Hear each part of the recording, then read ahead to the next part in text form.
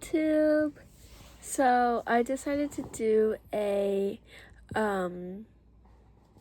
testimony video because a lot of you asked me to, and so yeah. By the way, before we get started, if you guys see me looking off to the side, it's because I have my iPad. So yeah. Also, I will be reading from it, so that is also why. Another thing too is it is formatted a certain way because it used to be my senior year personal narrative assignment for just writing, I guess. I forget. But yeah. So let's get started. Guided Paths, Trusting God's Plan, a personal narrative based on my testimony in Proverbs 3:5-6.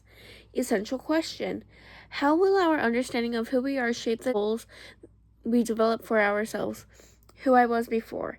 If God has already told you no, or if God has already directed you somewhere else, why do you keep going back to it expecting a different result, and why do you keep expecting it to fill the void?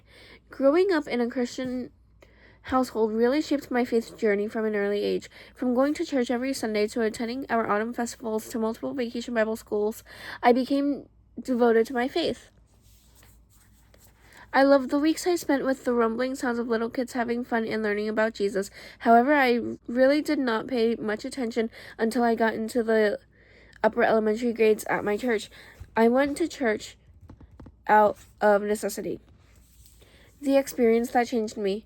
As I got older, I turned more to my faith. In the midst of life uncertainties over the years, I found myself at a crossroad of uncertainty in the department of unclear paths to take, and it was in these times and moments that I felt myself turning to Proverbs 3:5-6, discovering that profound peace comes from trusting the Lord with all my heart.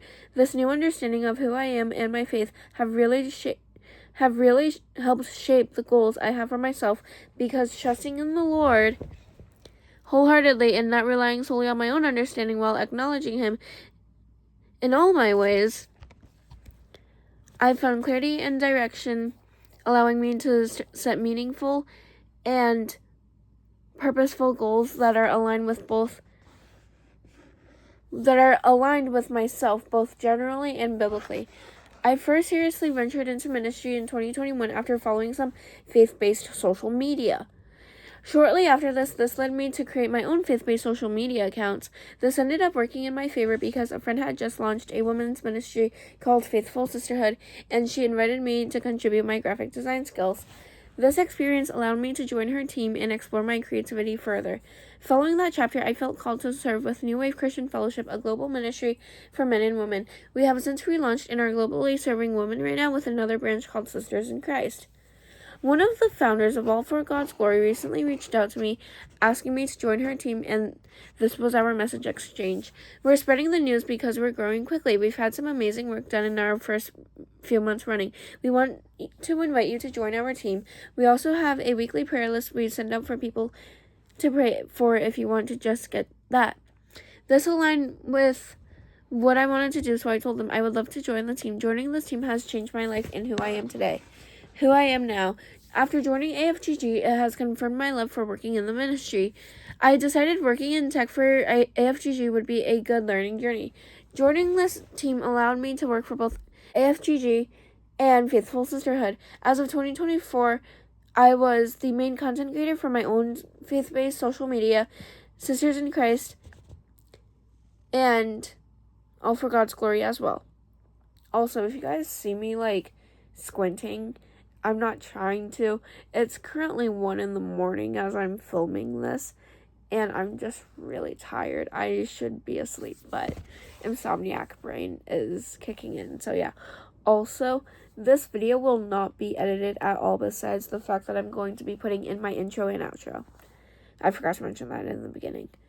I am currently the founder of Softly Broken Sisterhood, a global women's ministry where I strive to help women be humble, vulnerable, reliable in God, and have a supportive and compassionate community. I also currently serve as a preschool through second grade classroom teacher's assistant with the kids department at my church, and all of these opportunities have changed me for the better.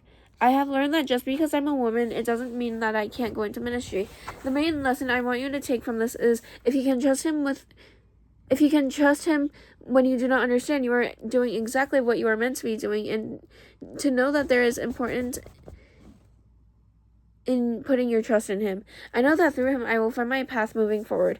Understanding who I am in Christ has completely reshaped the way I view my goals. Before I searched for meaning in places God had already closed off, but now I see that my true identity comes from him. To eat Christ's flesh and to drink his blood is to identify so closely with Jesus' sacrifice and death on the cross that it becomes central to who we are. Because of that, sorry guys. The goals I set are no longer just about success or achievement, but about living with purpose, serving others, and building ministry that reflects his heart.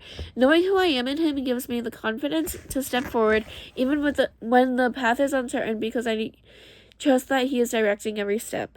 I hope you guys enjoyed listening to my testimony, and I will see you guys next week. Bye!